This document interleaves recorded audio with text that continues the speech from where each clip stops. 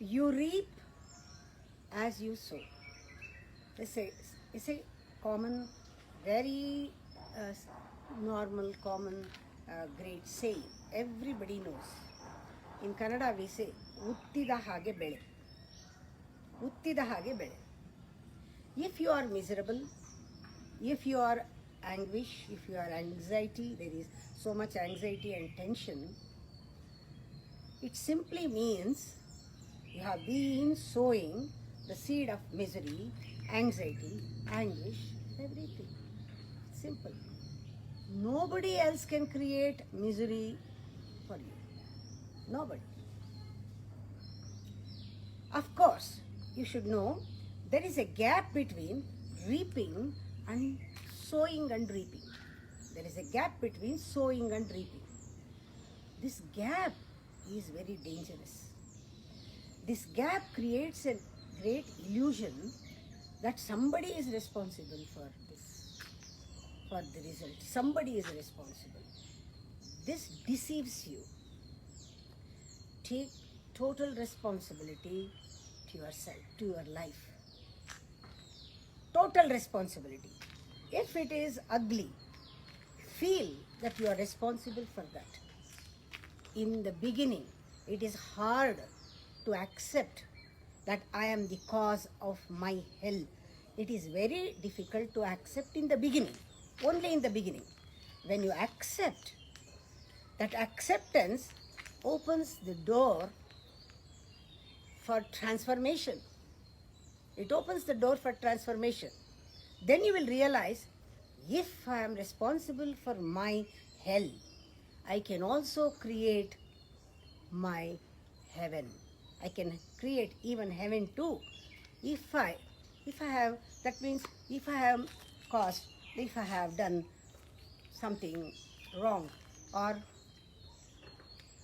all my miseries and all my miseries, tension, everything, if I have caused all this, I can create ecstasy, I can create joy, I can create happiness, because I have created all this. All these days I have created the misery, tension. I can create so much misery. Now so much joy you can create. The moment when you see whatsoever you are free from the outer cause and free from the outer circumstances. It is up to you now.